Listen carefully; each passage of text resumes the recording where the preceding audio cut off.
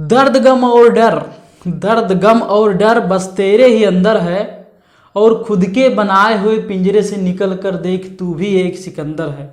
नमस्कार, मेरा नाम है शिव पूजन चौहान और आप देख रहे हैं हमारा YouTube channel education the third eye. देखिए चैप्टर हमारा चल रहा था विलयन, और आज इसमें जो पहला पॉइंट है विलेयता, सोल्युबिलिटी, इसके विषय में चर्चा करेंगे।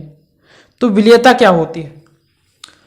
तो निश्चित ताप पर किसी विलायक में उपस्थित विलेय की अधिकतम मात्रा ही क्या होती है? उस पदार्थ की विलेयता होती है। ये तो परिभाषा हो गई।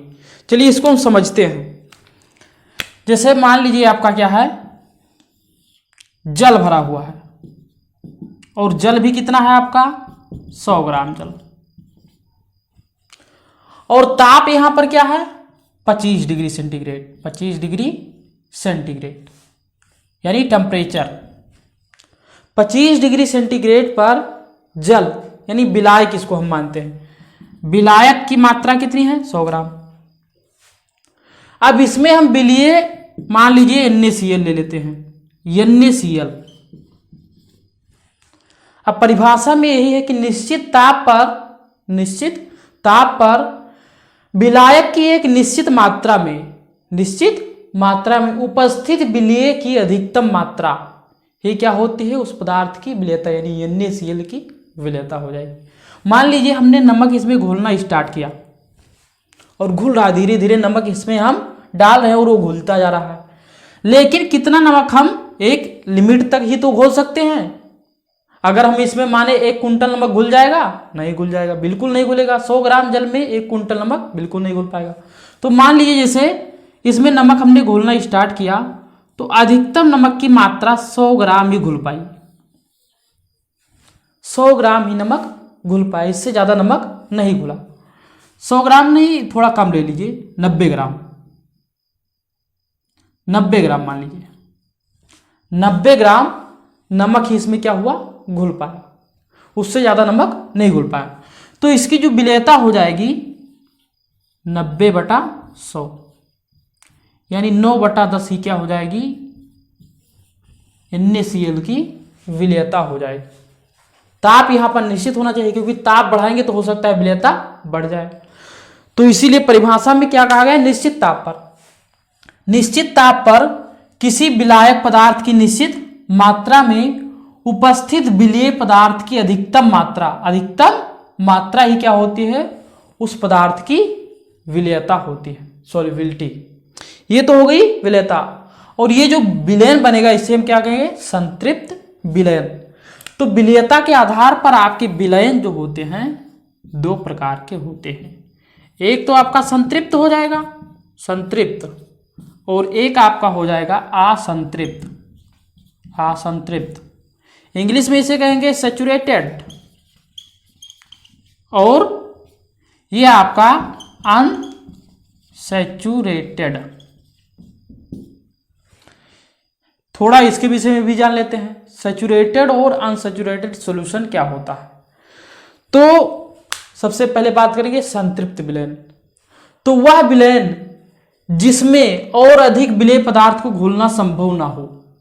जैसे ये आपका इसमें क्या था? विलेय पदार्थ था 90 ग्राम, 90 ग्राम से ज्यादा इसमें हम NaCl को नहीं घोल सकते 100 ग्राम जल में। तो वह विलयन, एक प्रकार का विलयन बना है, तो वह विलयन जिसमें और अधिक विलेय को, यानी जैसे इसमें 90 ग्राम विलेय था, इससे ज्यादा विलेय ना घोला जा सके, तो और अधिक विलेय को घोलना असंभव हो या संभव ना हो, तो उस विलयन को हम क्या कहेंगे? संतृप्त विलयन। और वह विलयन जिसमें विलेय की मात्रा क्या हो? कम हो।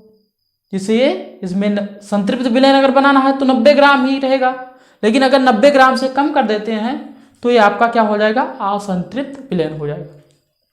तो संतृप्त विलयन वह विलयन है जिसमें और अधिक विलेय पदार्थ को घोलना संभव ना हो, उसे हम क्या कहेंगे? संतृप्त विलयन।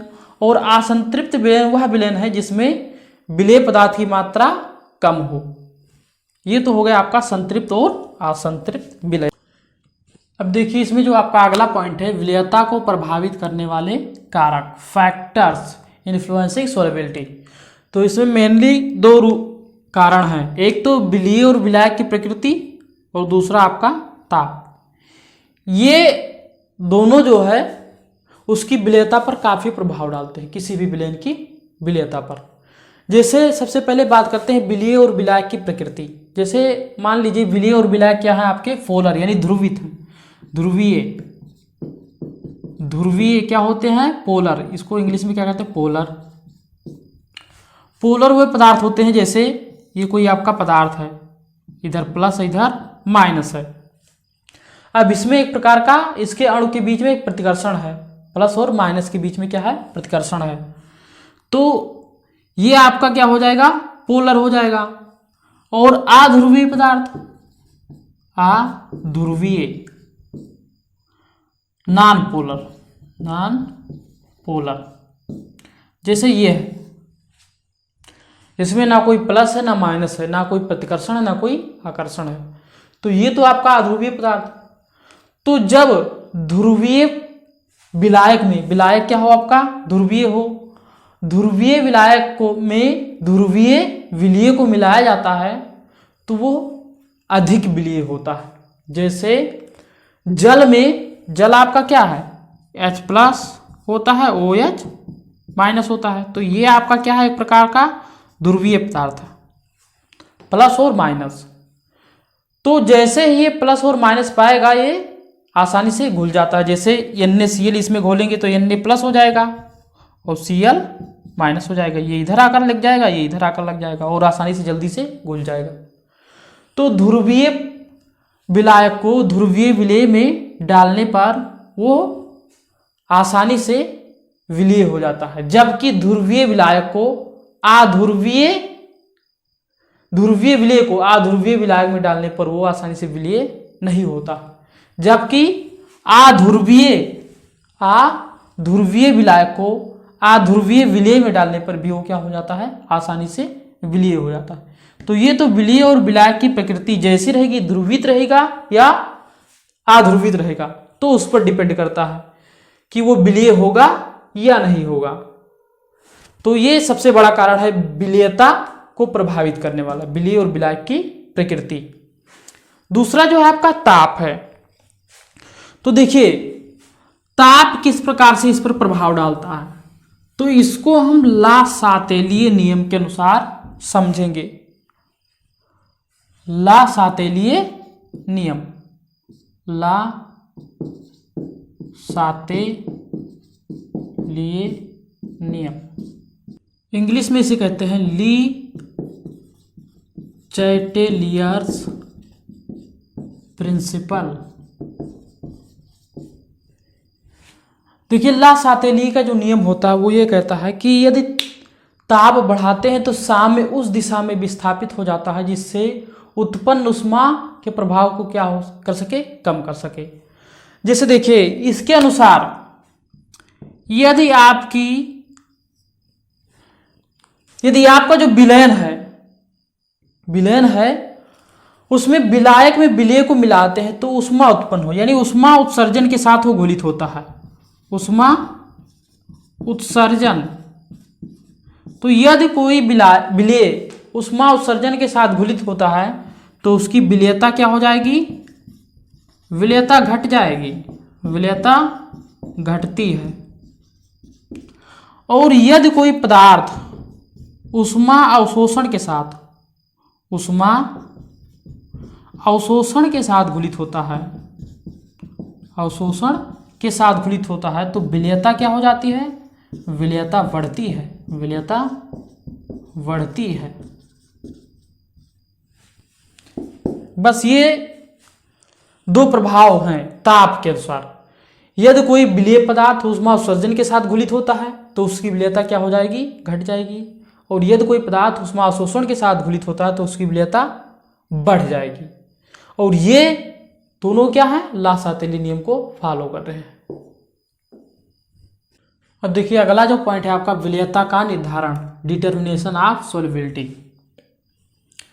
जैसे आपको क्या दे दिया जाए, कोई दो घटक दे दी जाए। जैसे मान लीजिए आपको ये दे दी जाएगा जल और इसमें क्या है आपका जल है, और अलग से आपको क्या दे दिया जाए, NaCl नमक। अब कहा जाए आप इसकी विलेयता को निकालिए, विलेयता का निर्धारण कीजिए। आप कैसे निकालेंगे? चलिए सबसे पहले हम क्या करेंगे, बीकर लेंगे। बीकर में हम क्या करेंगे, सबसे पहले संतृप्त विलयन बनाएंगे। मान लीजिए क्या है, आपका बीकर है 500 ml का बीकर है, 500 ml का बीकर है। हमने क्या किया, इसमें 200 ml जल डाल दिया, 200 ml जल डाल दिया। अब 200 ml जल डाल दिया, अब इसके बाद इसमें नमक भी डालेंगे। और नमक जब तक डालेंगे जब तक वो क्या हो जाए, उसका घुलना बंद ना हो जाए। तो नमक डालते गए डालते गए डालते गए, नमक हम डालते गए, और एक समय ऐसा आया जब ये नमक क्या हो गया, घुलना इसमें से बंद हो गया। अब जब नमक इसमें घुलना बंद हो जाए, थोड़ा सा इसका ताप हल्का सा 2-3 डिग्री बढ़ा देंगे, फिर उसको ठंडा करेंगे 2-3 डिग्री तक। अब ये आपका संतृप्त विलयन बन जाएगा। अब उसको क्या करेंगे, हम छान लेंगे। जब आपका संतृप्त विलयन बन जाए तो उसको क्या करेंगे, छान लेंगे। और छानने के बाद उसमें से क्या करेंगे, हम कोई एक निश्चित मात्रा 100 ml मान लीजिए विलयन निकाल लेंगे। संतृप्त विलयन है, 100 ml विलयन आप क्या करेंगे, निकाल लेंगे। सबसे पहले आपको क्या करना है, बीकर लेना है। बीकर में 500 ml का अगर बीकर है तो 200 ml ही जल लीजिए। उसमें नमक को जब तक मिलाए जब तक वो घुलना बंद ना हो जाए, तो आपका संतृप्त विलयन बन जाएगा। अब उस संतृप्त विलयन में से आपको 100 ml विलयन निकाल लेना है। आपने 100 ml विलयन क्या किया, निकाल लिया। अब इसमें आपका नमक भी है, NaCl भी है, और आपका जल भी है। अब विलेयता आप जानते हैं कि कितने जल में कितना नमक उपस्थित है, बस यही बता देना है, आपकी विलेयता हो जाएगी। तो इसको क्या करेंगे, हम वाष्पित करेंगे 100 ml को। अब 100 ml को जब वाष्पित करेंगे तो पानी क्या हो जाएगा, वाष्प बनकर उड़ जाएगा। बचेगा आपका केवल नमक। और जब नमक बचेगा तो उसको क्या करेंगे, हम अलग उसका वेट निकाल लेंगे कि कितना नमक आपका बचा हुआ है। जैसे मान लीजिए क्या था, 100 ml विलयन था, इसको आपने वाष्पित किया तो आपका बचा 40 ग्राम NaCl बचा। और 100 ml विलयन का अर्थ है कि 100 ग्राम। अब जब 40 ml आपका 40 ग्राम NaCl बचा, मतलब 60 ग्राम जो आपका जल था वो क्या हो गया, वाष्प बनकर उड़ गया, 60 ग्राम H2O। अब विलेयता क्या हो जाएगी, सॉल्युबिलिटी जो हो जाएगी,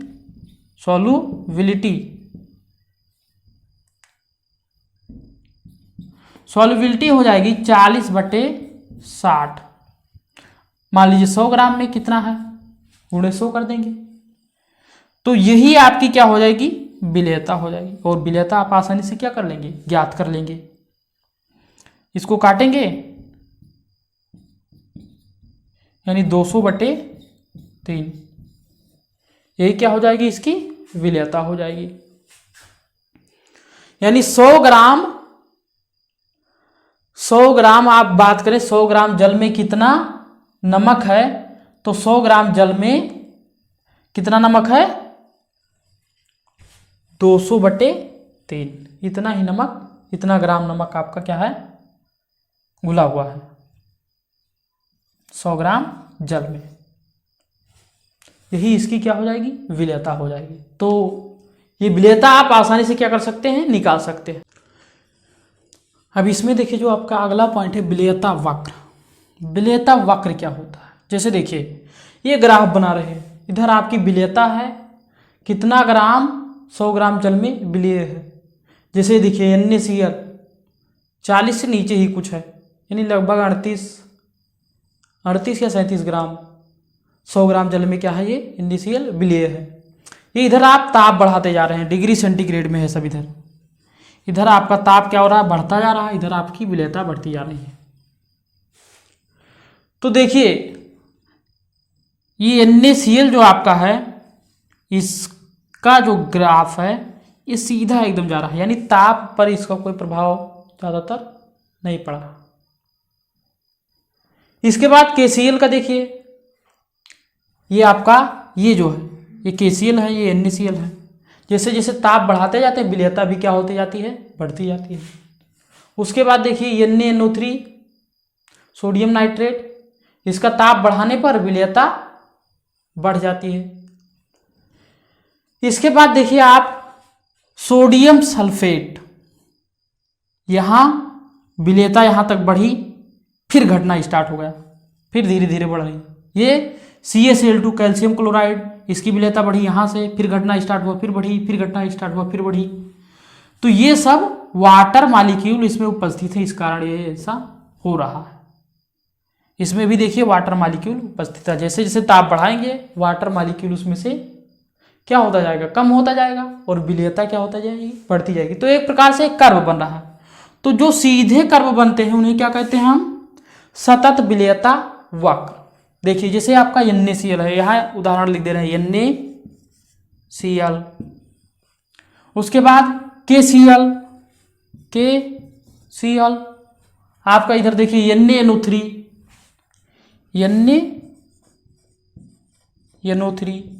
ये सब क्या प्रदर्शित करते हैं, सतत विलेयता वक्र, कंटीन्यूअस सोलिबिलिटी कर्व। अब डिसकंटीन्यूअस सोलिबिलिटी कर्व क्या है, देखिए जो आपका ग्राफ क्या है, कहीं घटता है कहीं बढ़ता है, कहीं घटता है कहीं बढ़ता है, वो आपका असतत विलेयता वक्र प्रदर्शित करता है। जैसे सोडियम सल्फेट Na2SO4 10H2, ये हो गया। दूसरा देखिए CaCl2